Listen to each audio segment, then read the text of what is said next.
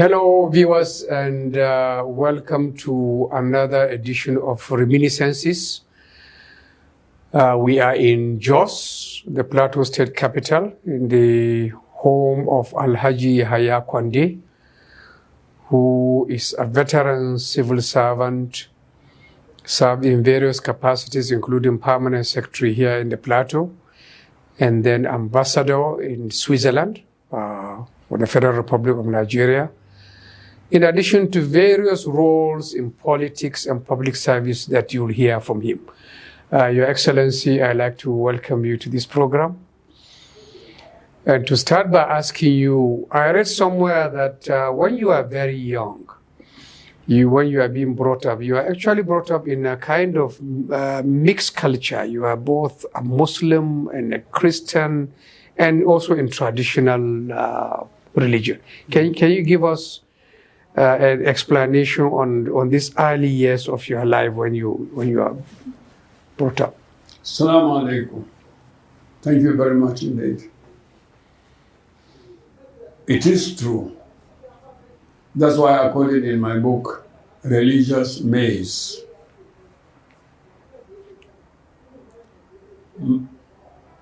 I was born a Muslim because my father was the one that was converted into Islam. And he was then in Away, in what is Nasarawa today, Nasarawa State. And we have good relationship, my family and another family in Away, in Lavia, Yahaya Sabo's family. And that linked back to slave trade,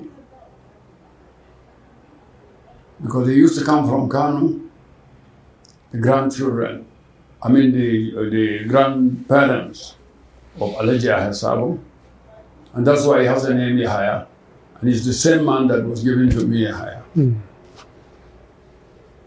And when I grew up, my father put me into a Roman Catholic school. The missionaries arrived in my village along River Benue, Ibi, down.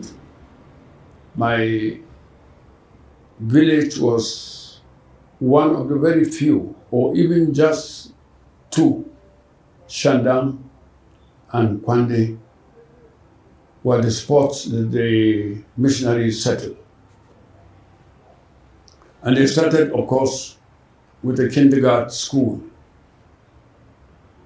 I must have been 6, 7 years old. And my father, having been brought up among the Muslim community, of course, as I told you, I was born a Muslim and gave me the name Yahaya. Then he put me into the only missionary school at the vicinity of my area. I think there were only 2, 3 schools, one in Shandam, one in Damshin, one in Kwande. So that's why I had my problem. Because when I came home from school, my parents just took it for granted. As a Muslim, they asked me to go and pray.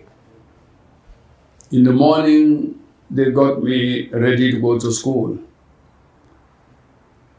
And it was taken for granted that if you are in the Roman Catholic school, you are a Christian.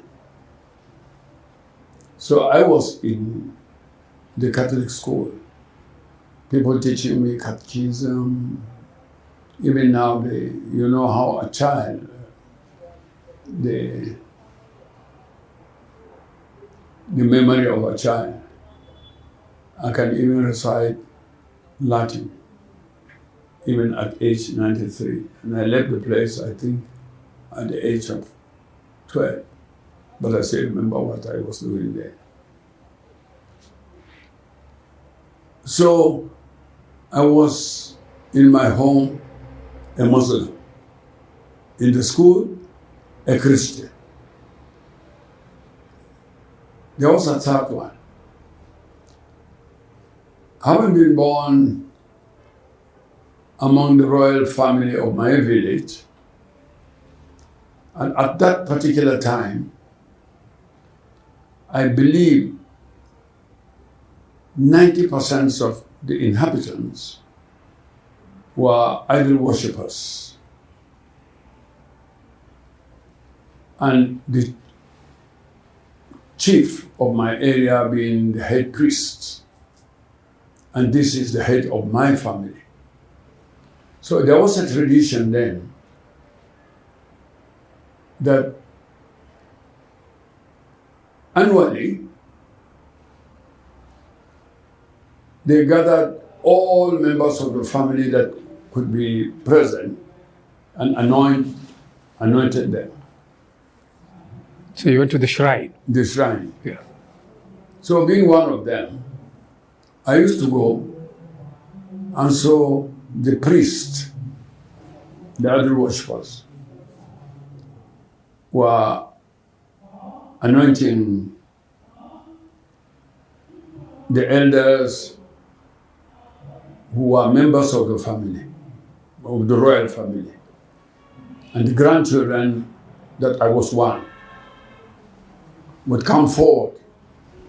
The small smooth stone is put into a concoction and put on your chest to give you health for the year. Mm.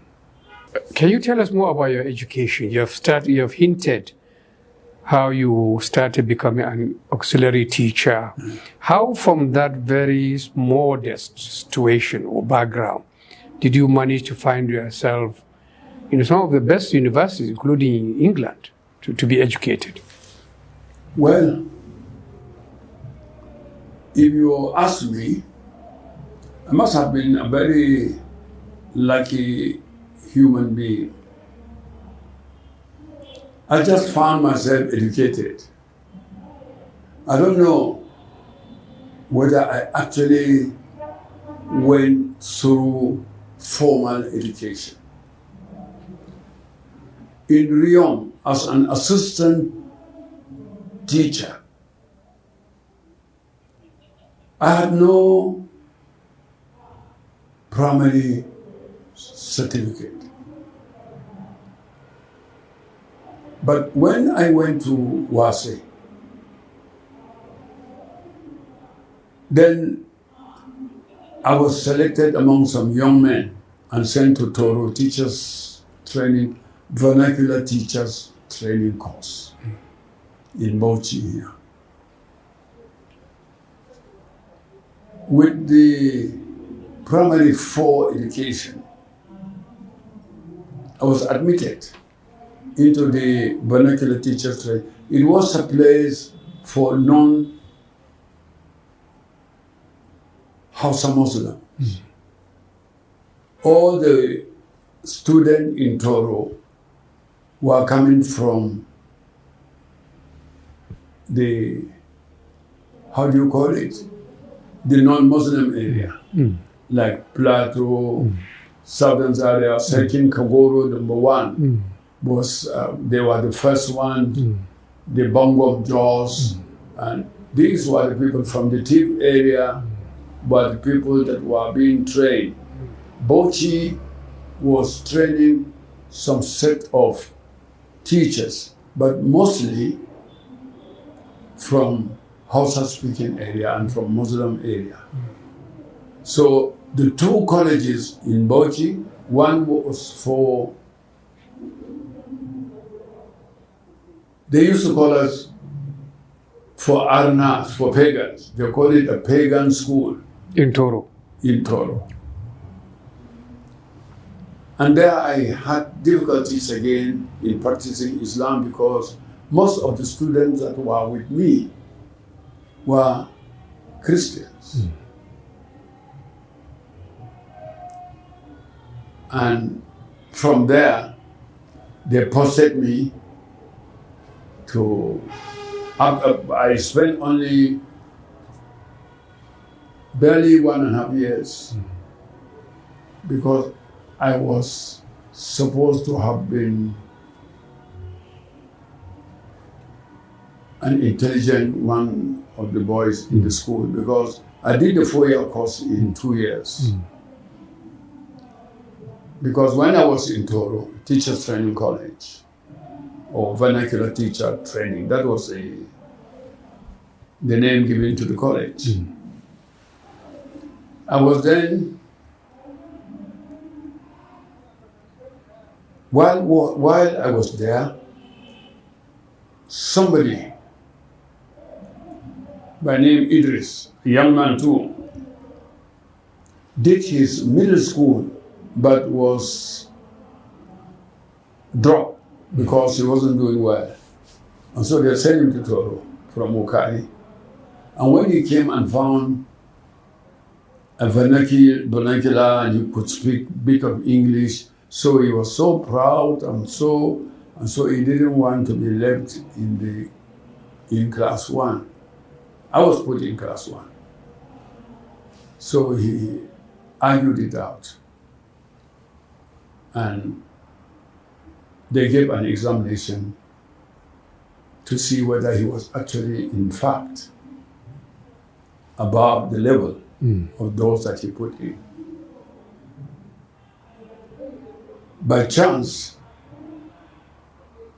I got first. He found me in the class. He did middle school. But then they couldn't promote him without promoting me, since I was above him. So they promoted the two of us into class 2.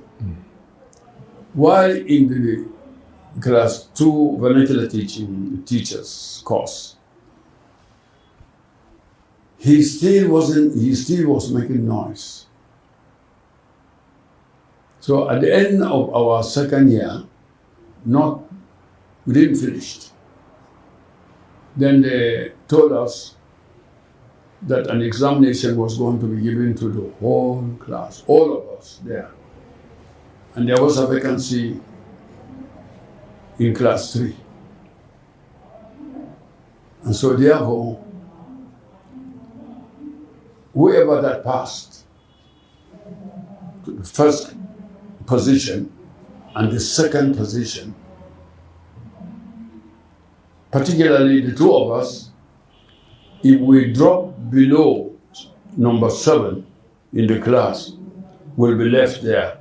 But if we took first and second, then they will promote us again to class 3.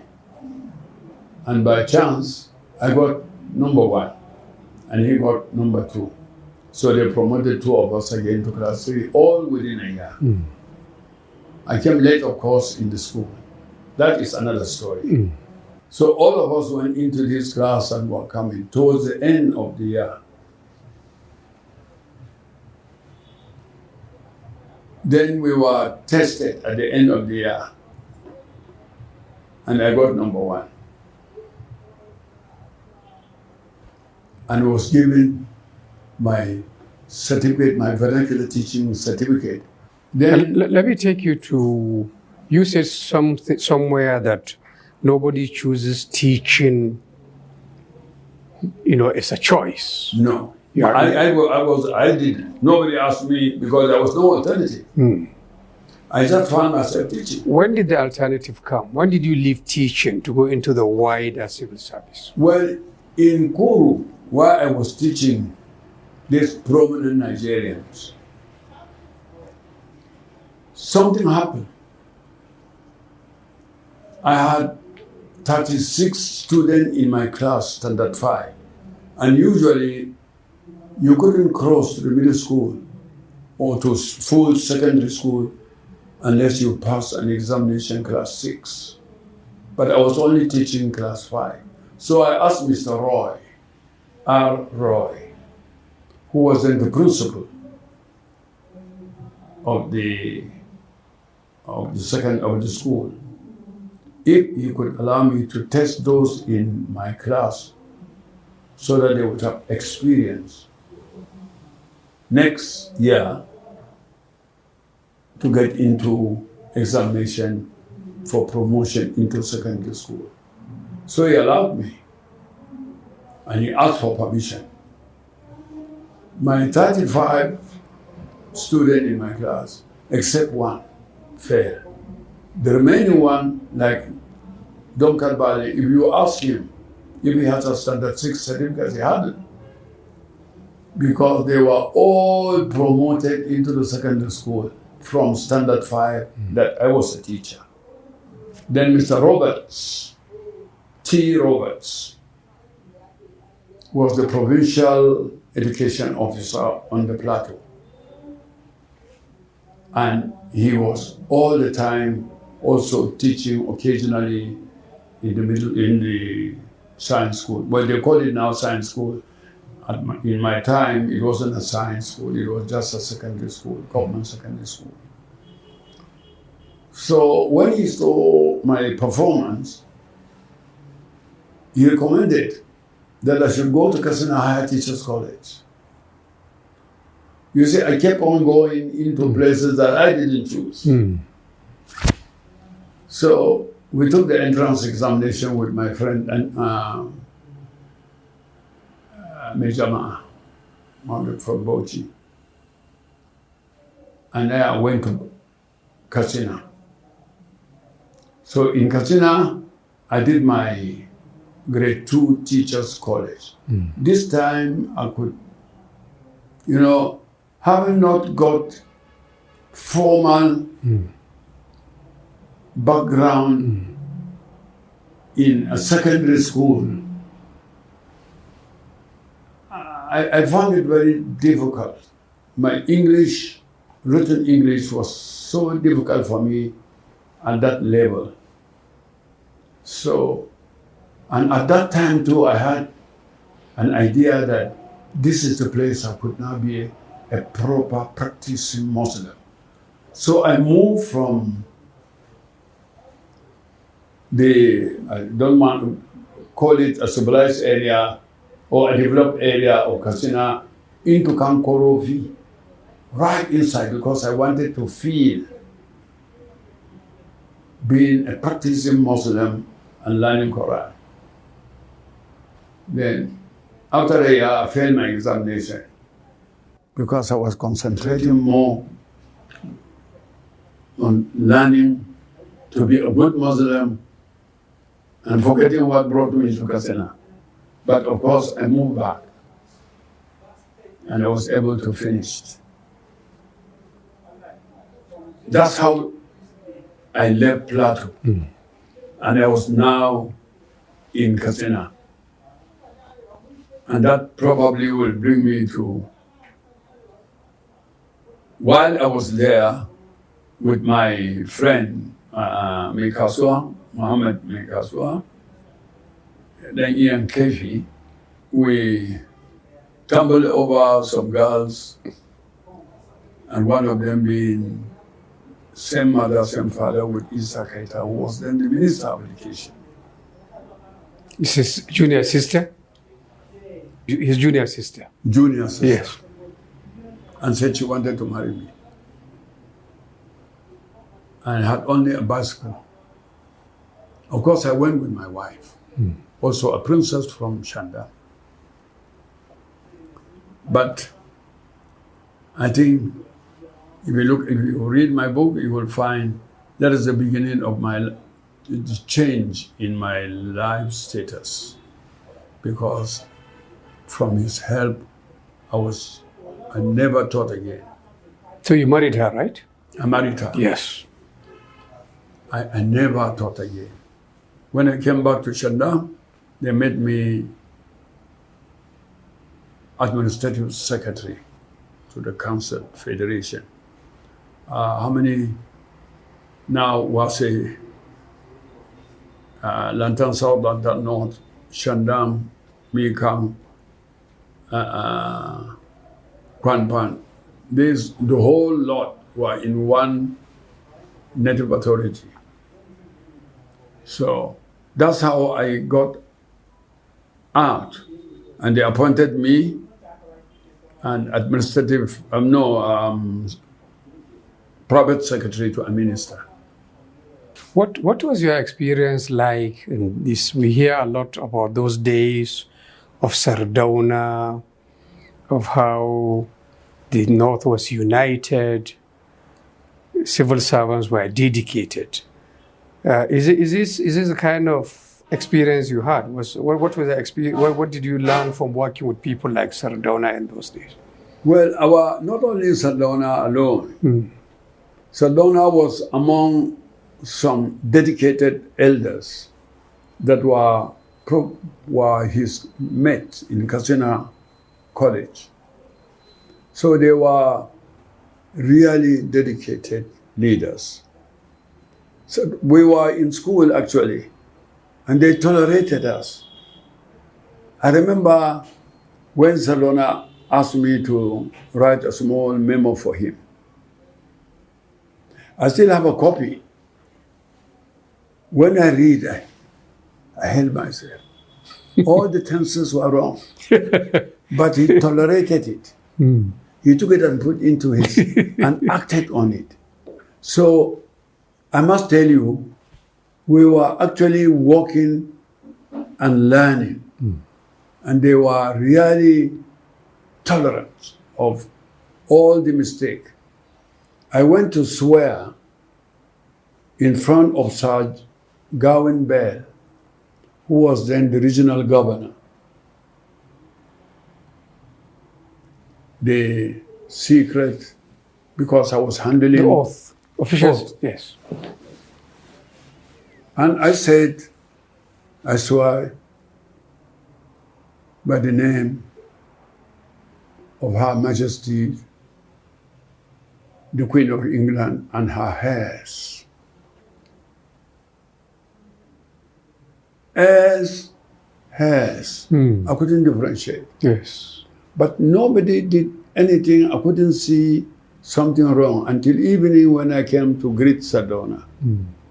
He said, "Yahaya mai rantsuwa da gashin sarauniya." Yes. So they were heirs, teaching not us. her heirs. Yes. Right. They were teaching us.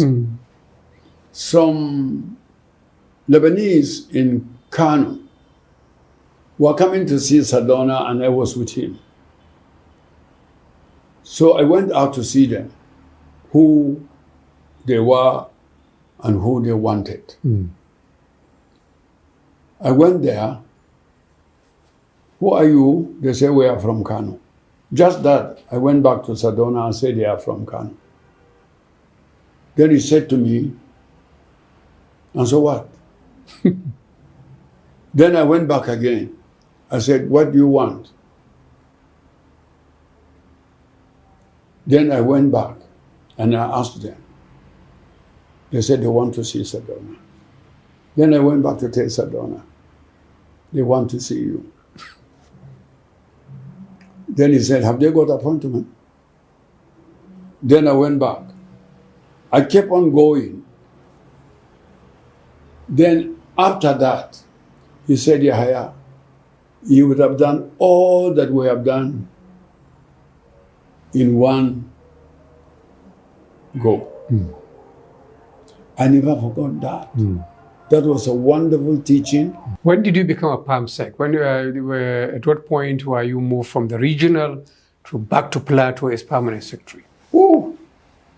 No, when during my days with Sadona, we were picked again.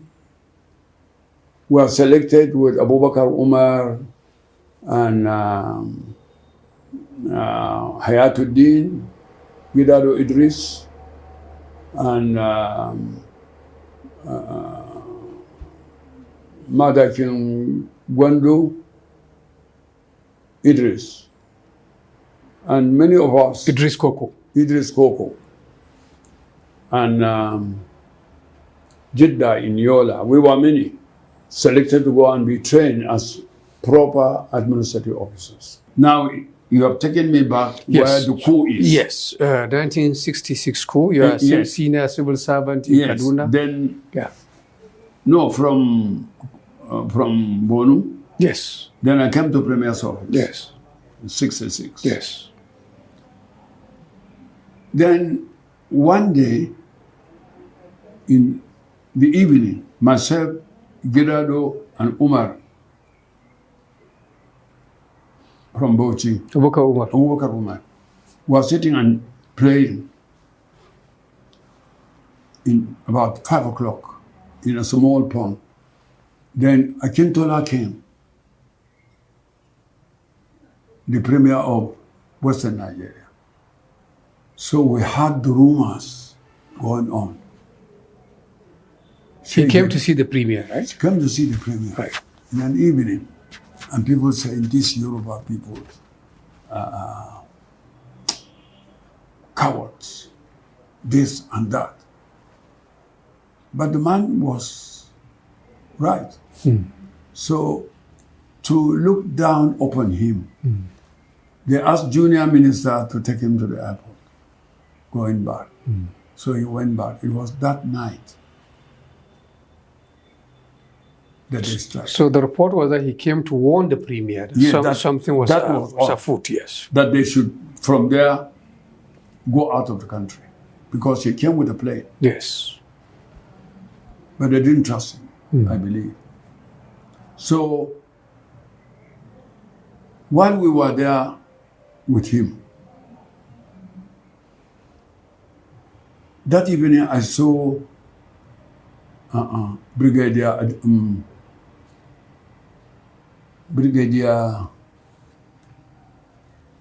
Is it Ademeleko? Ademeleko. I was lucky. Coincidentally, I was there when he first visited Sadona. I was in the house when the whole place was shaking. Everybody was trying to put things right. When he came in to see Sadona, Sadona met him at the gate and took him in. But that day, they were killed together. Only about 1 o'clock for Michael Aluba to bang at my door. He said, "I'm Kashe Sadona." How? Believe me, I didn't know the meaning of coup. The English word coup. He said, "I'm in a coup." I said, "Coup?" Then he went on this window. I followed him there. By the time I reached the window to see him, he was on another window. We kept on until I opened the door for him. Madam Nuhu Bamelli, Ibrahim Musa Gashash were courageous enough to go and see the body. So the body was taken to Sarki Muslimi's, Sarki Muslimi's residence. And they laid him with his wife. And I went into the bush and told my minister, I said, "Waziri, if we are not careful, Plateau people will be something to talk about as cowards. Some ministers are already going to see Sadona's body. Come out, let us go." "Are you sure?" I said, "Yes." So I got him out of the bush. And in the bush, he had a drama. Apparently, when he was leaving his house in the night, when they were shooting, he came with some new currency. In the morning, he wanted the breakfast, so Ebogwari was taming his farm, tomatoes. So he asked for a few, and the man gave him. So he took the whole bundle out to pay him. To pay, and the man ran away. Thought he must be a thief, and left him in the bush. Anyway, then I took him, and we also went to Angwang Saiki Muslimi. So he knelt down as a Christian, put a sign of the cross, prayed for Sadona, then I took him back into the car. Tell me, sir, about then, I mean, at that point, the northern government has collapsed. I believe you came back to Plateau. Was it a spam sec that you came? And how was the experience with? No, I was still a senior assistant secretary under the Ministry of Internal Affairs and Information. I was also the secretary of a committee prerogative of Mercy. And, but when they were sending us to our homes, the very top civil servants, people like Abubakar from Gombe and Bauchi, were not feeling happy to come back to Jos because they thought they would be received well, being Hausa Fulani. So only few of us came back. So in the category of those that came, I was one of the senior people that have spent more than 10 years in the civil service. So they made me deputy secretary in the military governor's office. Unfortunately, Mr. Womack was not a friend then because he was nursing some grudges. He was in Kano when they posted them to the Federal Civil Service. Adamu Chiroma and the rest of them went on promotion to a higher grade, but he didn't. So he thought they did that because he was not a Hausa Fulani. So he found himself now a governor of his own state. Thank God. If you next time read my book, you will see I had posting, almost 10 posting within a month. I was looked at as the Sadonas representative. Anything I did then, don't bring your house here. Don't bring Sadona here. I kept on. From being a deputy, they sent me to be a senior assistant secretary in the Ministry of Finance. I think I spent only about a week. So I was push here. How did you cope? Did you quit the Plateau service? No, I didn't. Patience. Perseverance that we learned when we were in Northern Nigeria, when we were in the Northern Nigerian Civil Service. I told you what we used to write. Terrible English, but our senior tolerated it provided they know your meaning. They know the meaning of what you are saying, and they will act on it. Yeah. Until we reach the stage that the graduates of Northern Nigeria started coming. I used to laugh at them because as soon as they come, they used to call us illiterate permanent secretaries. Illiterate? Illiterates. Because they are graduates, university graduates. You are permanent secretary and they are assistant secretary. But let me take you back to the Plateau, sir. Yes. Did your patience pay? After being patient, did you really... It did pay because I became the best of friend to Gomok that was persecuting me before he died. And it is in my book, he wrote with his handwriting. Hardworking man, best person, I wish people will copy you. And of course, you became his neighbor also. Then I became his neighbor. But I was eventually arrested and chained because of the coup. Being his neighbor. Because we have a tradition of my family, or my tribe, when a guest comes, you feed him for three days before he gets ready with his pot and fire. So because I was doing all the thing from here, they thought I knew what was happening. So they arrested me. But I stayed 14 years in prison and I was released. with apology. For 14 days, I think. Yes. Yes. You also were an ambassador to Switzerland, I believe, but this was after your participation in politics. Of course. Yes. How did that happen? How were you appointed? Well,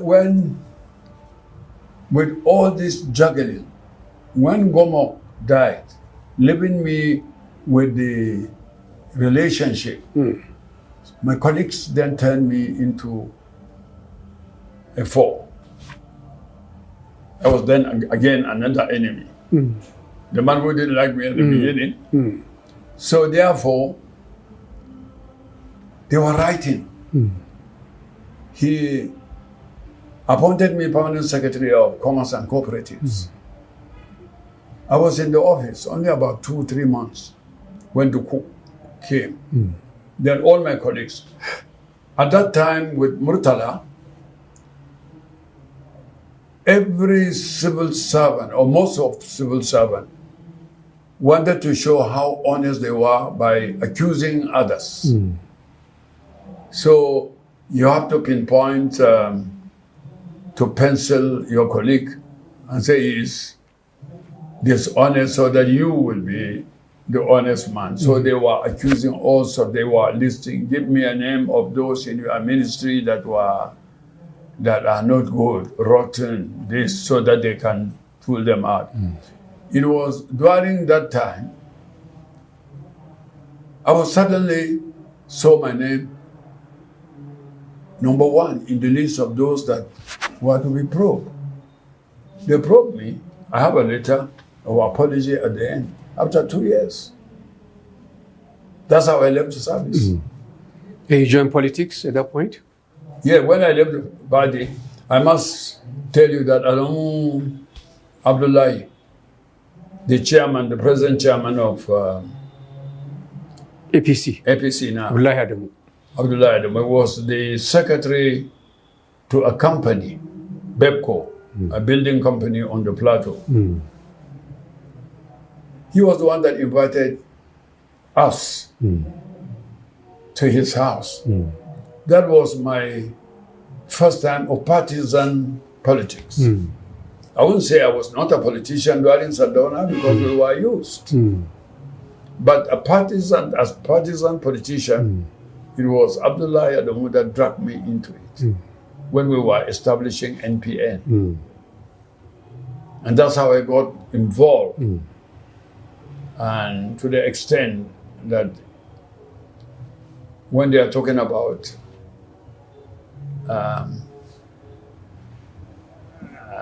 rotation, now I laugh because it started then.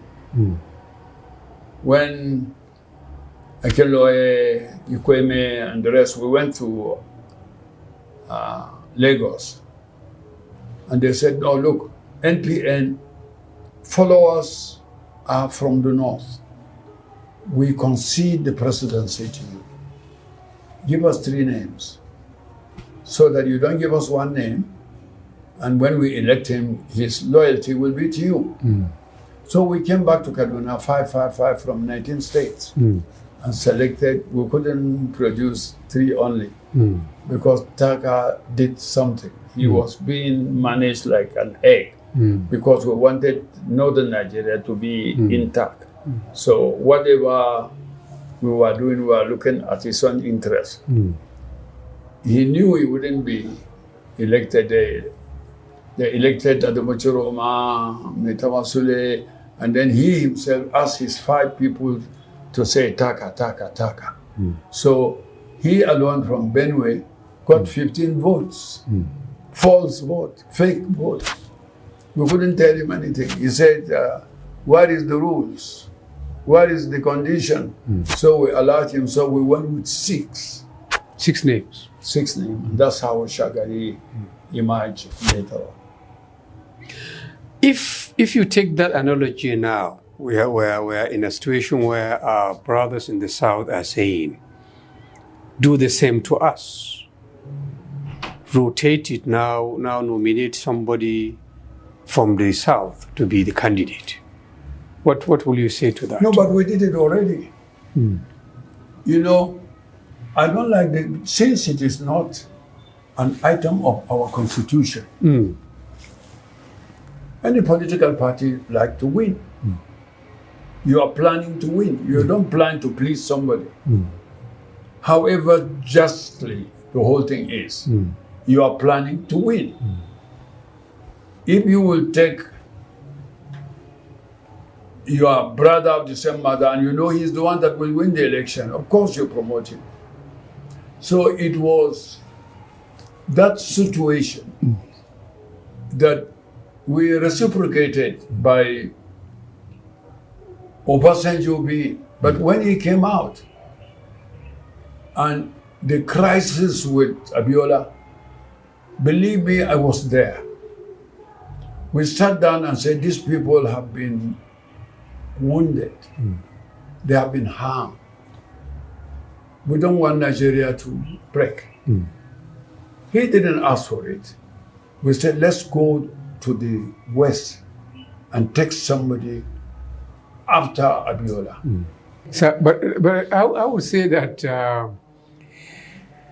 if, and I know you are very keen about an Atiku presidency. You have said it. Indeed, you expect, you say, to live long enough to see it. But Atiku has a running mate who is an Igbo in 2019. Good. And who knows what will happen now? Will you be surprised if he has a Igbo running mate? An Igbo is a Nigerian. Yes. He has every right.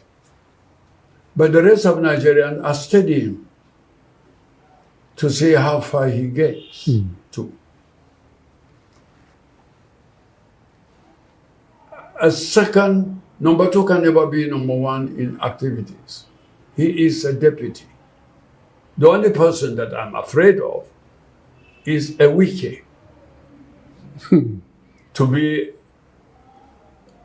a vice president of any president in Nigeria in future, because I believe one day he will start slapping the president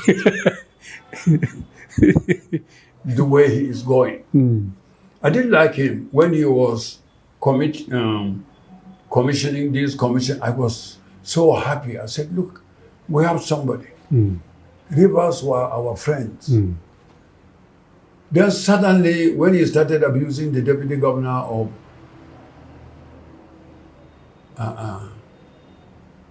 Bendel, no, what do you call Bendel now? Edo, yes. Not our cancer. Because she's too erratic. A person like that cannot hold Nigeria. But you know, the argument is that the vice president is a heartbeat away from the presidency. If the president collapses, the constitution, and we saw it happen with Goodluck Jonathan, the vice president automatically becomes the president. That is also another fear. But what can we do? At least we will only do it and pray that it does not happen. Do you still expect to see Atiku becoming president?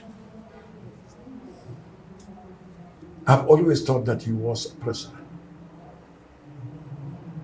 He had one election that had been taken away from him. I believe so. But the Atiku's problem is not the masses. It's not the voters of Nigeria. He is a child that collects hate. Those on the upper class of Nigeria, particularly northerners, are so jealous of that man's success that they usually blocked him at the eve of success. I've seen it. And this time, if he hasn't made it, then that will be the end. But I believe he will make it. All these things they are doing, call them one by the side and ask, so what are we going to do? They will tell you, anyway, who do we have? The enemies will tell you that, of course, only Atiku. They will mention two people, they will say Atiku. They will mention two people, they will say Atiku. When they mention one person, they will say Atiku. But they're still going around. All the questions of zoning is as a result of the Southerners afraid, fearing that Atiku will be a candidate of the North that will pair with somebody else. And Northerners are such that at the eve, they don't meet. As the Igbo man said, when they bow down to pray, it was then that they passed the messages. So, believe me, it has always been so. So therefore, the Southerners say, no, zone it to us, so that they will zone somebody below Tinubu. That's why they are fighting. It wasn't like that. But they promoted themselves in such a way that the Easterners started thinking, is it only the West? So they have also started thinking. Are you still active in politics? Do they come visiting to consult you? Yes, the governors do come in to say hello to me and look after me. I think it's coming on Saturday, I think. I have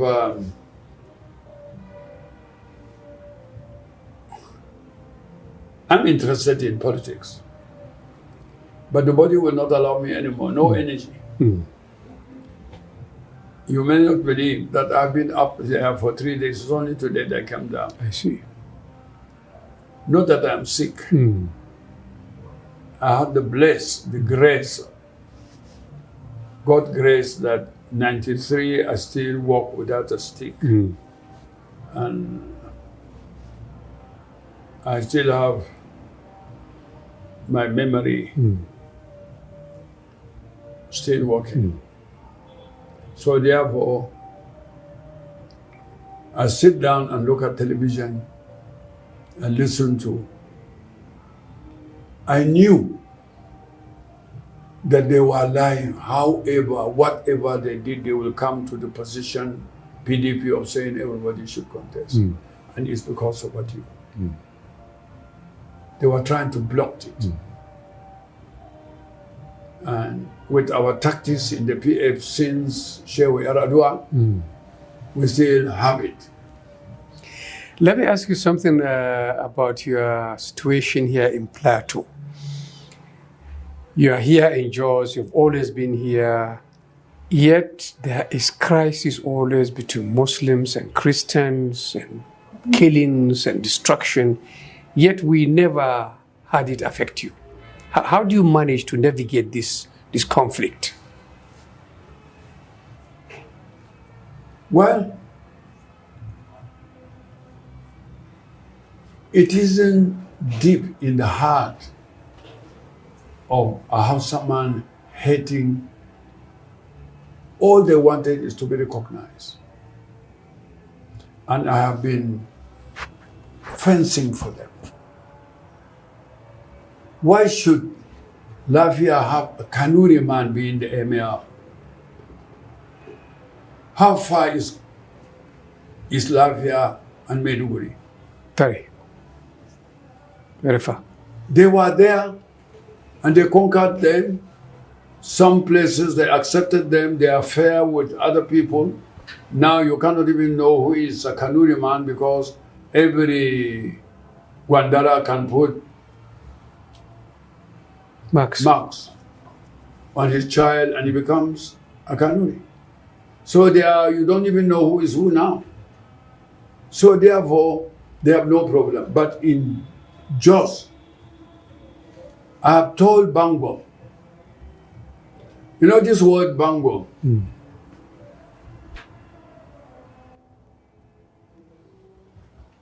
Guam is the name Sadona asked them. What do you call a chief? Then they say Guam. How do you call a big thing? They say bomb. He said, I will give you bomb, big chief. It's now become, he created it for them. He loved them. But there are people in Jos that were part of establishing native town in Jos years back. They have every right to be a citizen. But the problem is that the native do not accept these few 20 families. And so they strengthen themselves by anybody coming tomorrow, Dankoli, provided it's a Hausa man, to be part of their instrument to fight the other people.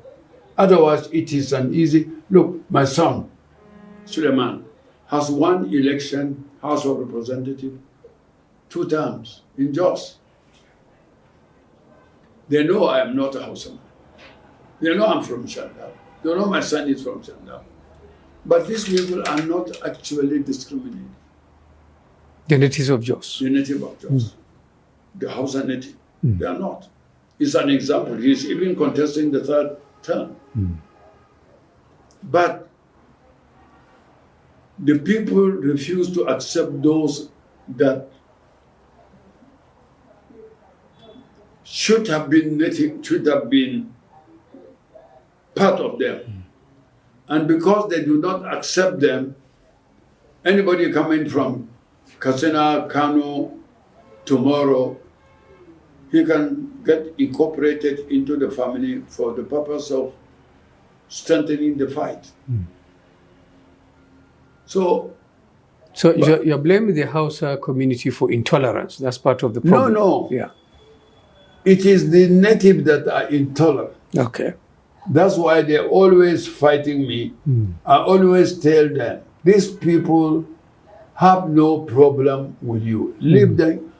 When I asked Jang, he came to see me just 3 days ago, how many buses will you take to remove these houses away? When? Can you? So the best thing is to accommodate them. And the best way, Bambam from Bot did it. When we advised him, he agreed. He appointed a Hausa man as Turakin Jos in Wali. Appointed a Jarawa as Galadima Jos. He said because he was an emir without and lower chiefs. He was alone. He went to Kano when the emir's wife died, and everybody was coming with entourage, and he came alone at 1st class. So we told him, you want to be chief, then you have to build yourself. Accept these people. They don't do anything to you. They are not looking to be bongo. But in your personal life, you also have this example where even your daughter, you accept the fact that she's a Christian and married to a Christian. Is that the only one? My wife of 52 years that you saw here is a Christian. We are 52 years. She's an Anglican Christian follower. And I usually take her to the church. 1 hour, I go to bring her back. But I have told you, yes, I've been brought up also in the Christendom. I've been brought up as a Catholic. I can still recite Latin.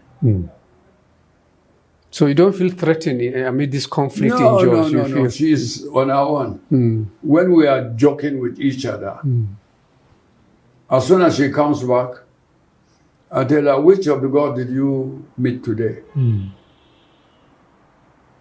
How? I said, because you have 3. Then she will answer me. He said, Alhaji, you have no spirit to understand it. I said, well, of course, I haven't got the spirit to understand it, because I should understand it. We joke. And my daughter is married to, she's a Christian.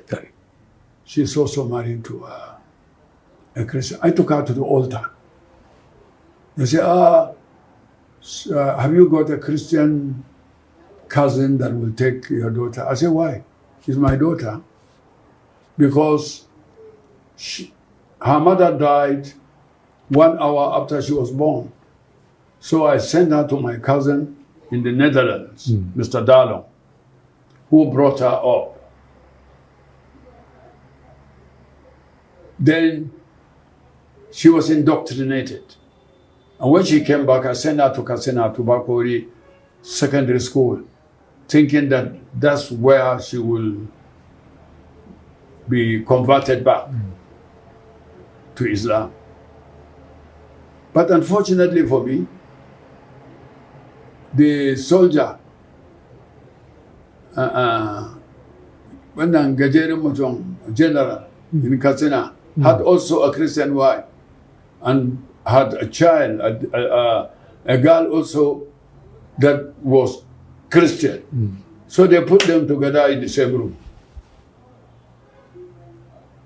So you accepted the fact that she. And then when she came back, I was a council governing. I was a member of the governing council of Abuja University.